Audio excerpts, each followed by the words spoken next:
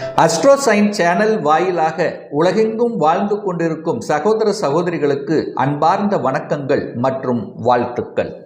இன்றைய பதிவு மாசி மாதத்துக்குரிய ராசி பலன்கள். முதலில் இந்த மாசி மாதத்தினுடைய கிரக நிலைகளை பார்க்கும் பொழுது ரிஷபமனையில் குரு பகவான், அதாவது கால சக்கரத்தினுடைய இரண்டாவது வீடு என்று சொல்லக்கூடிய தனஸ்தானத்தில் குரு பகவான் வீற்றிருக்க, இந்த மாசி மாதத்தில் செவ்வாய் பகவான் வக்ர நிவர்த்தி அடைகிறார். எப்போ அப்படின்னா மாசி மாதம் 12, அதாவது 24/2/2025 அன்று செவ்வாய் வக்ர நிவர்த்தி அடைகிறார். கேது பகவான் கன்னிமனையில் வீட்டிருக்க, ராகு பகவான் மீனத்தில் அமர்ந்திருக்கக்கூடிய இந்த மாதத்தில், அதே போல சனி பகவான் கும்பத்தில் ஆட்சி பலம் மூல திரிகோண பலத்துடன் சூரிய பகவானுடன் இணைந்திருக்கார். ஸோ இந்த மாதம் முழுவதும் சூரிய பகவான் கும்பமனையில் அமர்ந்திருந்து பலனை கொடுக்க போகிறார். அதே போல புதன் பகவான் கும்பத்திலிருந்து மீனமனைக்கு பெயர்ச்சியாகிறார். எப்போ அப்படின்னா மாசி மாதம் 15/27/2025.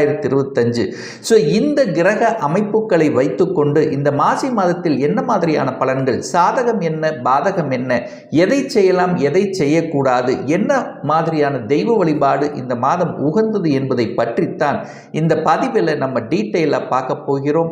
அதற்கு முன்னால் நம்மளுடைய சேனலை நீங்கள் ஃபர்ஸ்ட் டைம் பார்ப்பவர்கள் என்றால் மறக்காம சப்ஸ்கிரைப் பண்ணிக்கிங்க. தனுசு ராசி அன்பர்களே, இந்த மாசி மாதம் என்ன மாதிரியான பலனை தரும் அப்படின்னு பார்க்கும் பொழுது, உங்க ராசிநாதனான குரு பகவான் 6ஆம் இடத்துல போய் உட்கார்ந்துருக்கார். அப்போ நீங்க போய் 6ஆம் இடம் என்று சொல்லக்கூடிய ரண ரோக சத்துருஸ்தானத்துல போய் உட்கார்ந்துருக்கு. அப்போ இந்த தனுசு ராசி என்பவர்களுக்கு ராசிநாதன் 6ல் போய் மறையும் போது கெடுதல்களை நடந்து விடுமா என்கின்ற ஐயப்பாடு நிச்சயமா ஒரு சிலருக்கு ஏற்படுத்தும். பட் அப்படி கிடையவே கிடையாது.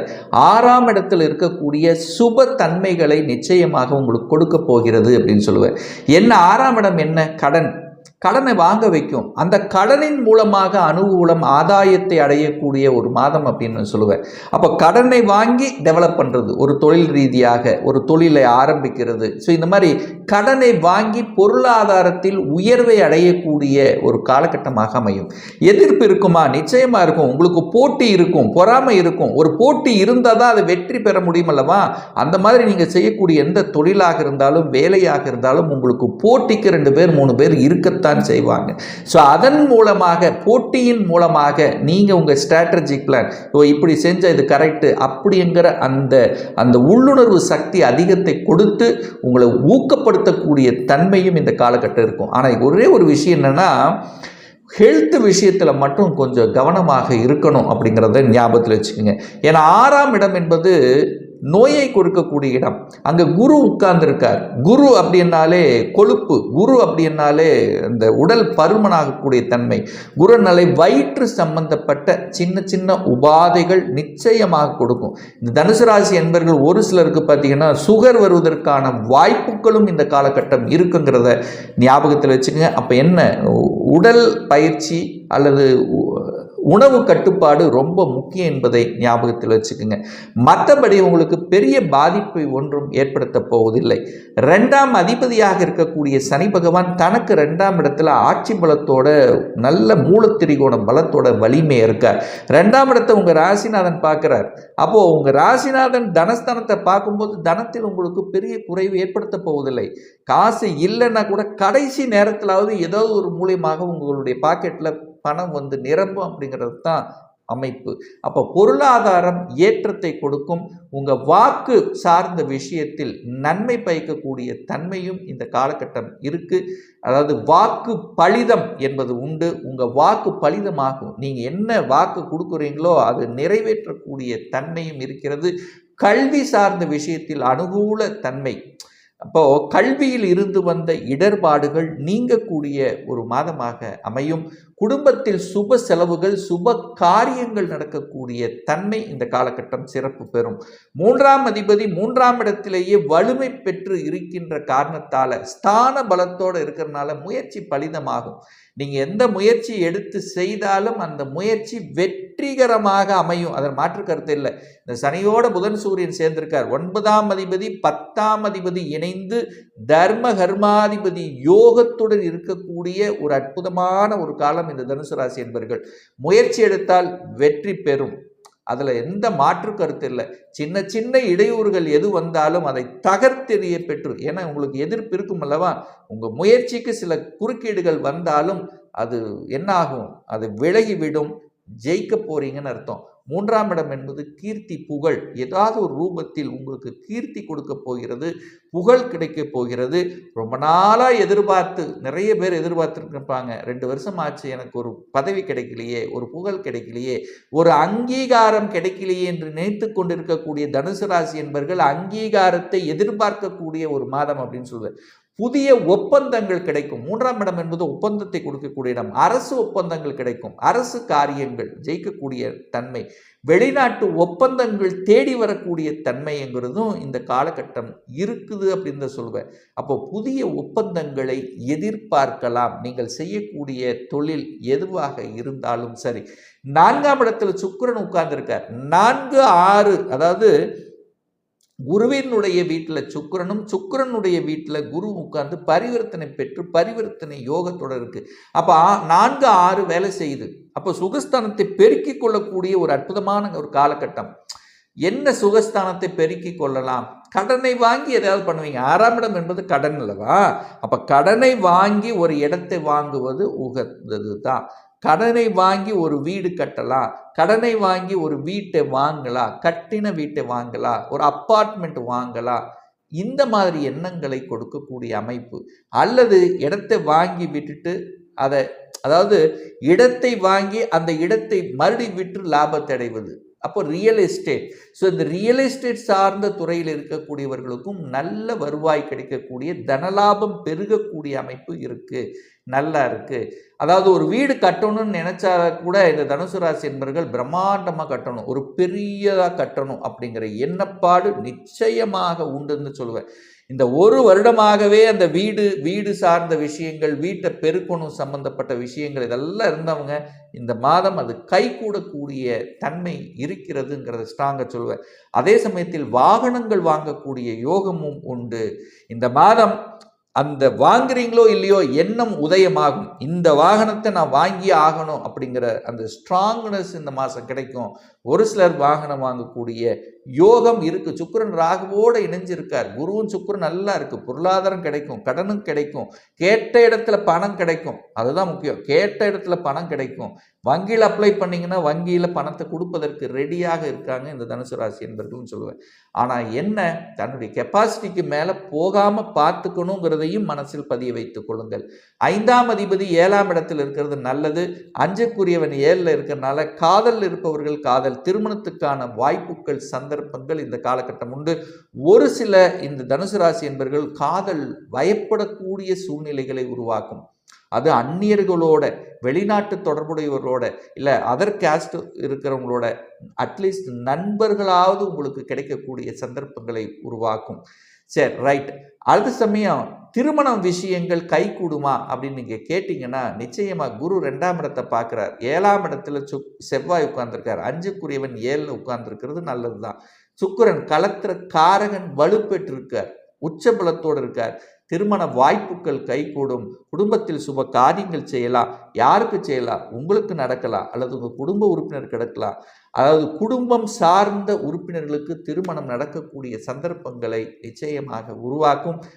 9க்குரியவன் போய் 3ல் இருந்து 9ஆம் இடத்தை பார்த்து அந்த பாக்கியஸ்தானத்தை வலுப்படுத்துது. அப்போ எந்த பாக்கியத்துக்காக நினைத்து கொண்டு, இந்த பாக்கியத்துக்காக உழைத்து கொண்டு, எதுக்காக தன்னுடைய ஒரு பெயர் புகழுக்காக உழைத்து கொண்டிருக்கிறீர்களோ அது இந்த மாதம் நடக்கக்கூடிய அமைப்பு உருவாக்கும். கலைத்துறையில் இருப்பவர்களுக்கு புதிய ஒப்பந்தங்கள் கிடைக்கக்கூடிய தன்மை, கலைத்துறையில் இருப்பவர்களுக்கு புகழையும் கீர்த்தியையும் கௌரவத்தை கொடுக்கக்கூடிய தன்மை. 9, 10 இணைந்து இருக்கார்லவா, அப்போ தொழில் ஸ்தானாதிபதி பாக்யாதிபதி இணையும் போது தொழிலில் நிச்சயமாக ஒரு பாக்கியத்தை கொடுக்கும், ஒரு முன்னேற்றத்தை கொடுக்கும், ஒரு உயர்வை கொடுக்குங்கிறதுல மாற்று கருத்து இல்லை. நிறைய தனுசு ராசி அன்பர்கள் அல்லது தனுசு லக்ன அன்பர்கள் பார்த்தீங்கன்னா இந்த மாசி மாதம் திங்க் பண்ணுவாங்க, எதையாவது ஒரு தொழிலை ஆரம்பிக்கணும், அதாவது பணத்தை போட்டோ அல்லது போடாமலையோ தன்னுடைய புத்தி அறிவை வச்சோ ஏதாவது ஒன்று பண்ணணுமே அப்படிங்கிற எண்ணப்பாடு தோன்றி அதில் என்ட்ரி ஆவதற்கான வாய்ப்புகள், சந்தர்ப்பங்கள் அதிகமாக இருக்கிறது. இந்த தனுசு ராசி என்பர்கள் சோடை போட மாட்டீர்கள். உங்களுடைய முயற்சிக்கு பலிதமாகக்கூடிய தன்மை இருக்கிறது. ஏன்னா 10ஆம் அதிபதியாக இந்த தனுசு ராசி என்பவர்களுக்கு யார் வர்றாருன்னா புதன். அப்போ இவங்க நிறைய புத்திசாலித்தனமாக இருப்பாங்க. தொழிலில் நிறைய சீக்ரெட் கண்டுபிடித்து வைத்திருப்பார்கள். எதை செய்தால் எப்படி செய்தால் வெற்றி என்கின்ற அந்த தாரக மந்திரத்தை வைத்துக் கொண்டிருப்பார்கள். இந்த தனுசு ராசி என்பவர்கள் புத்திசாலியாக இருப்பார்கள்.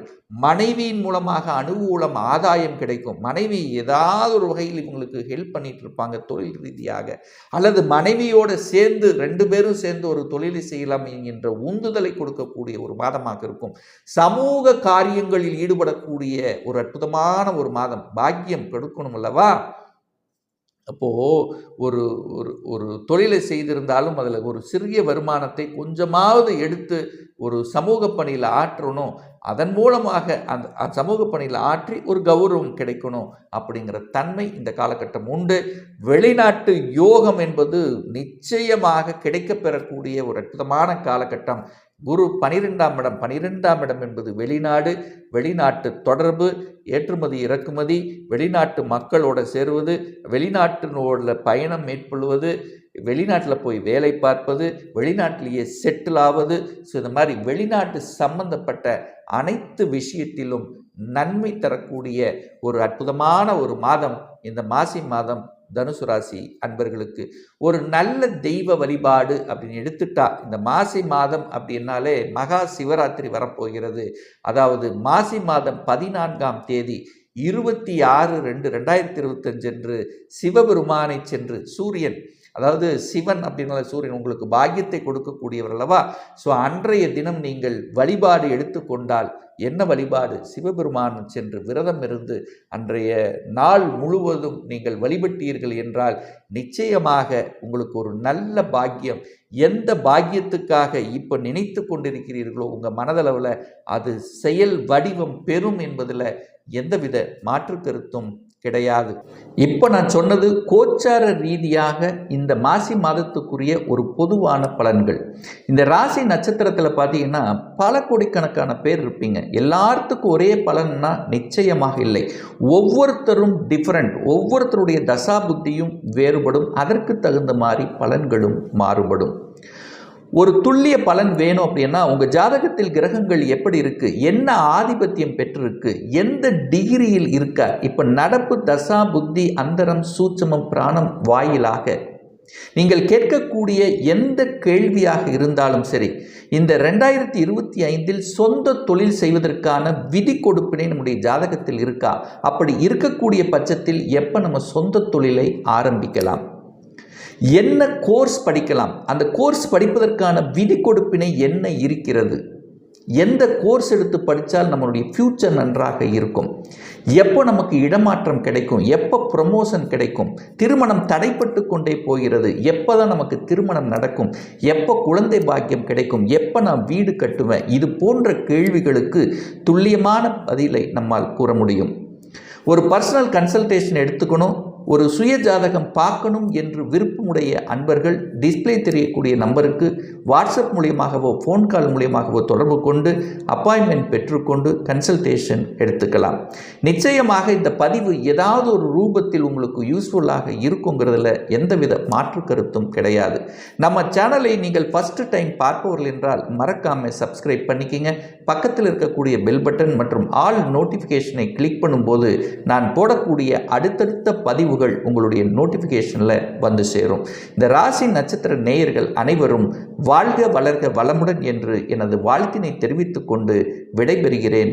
நன்றி, வணக்கம், வாழ்த்துக்கள்.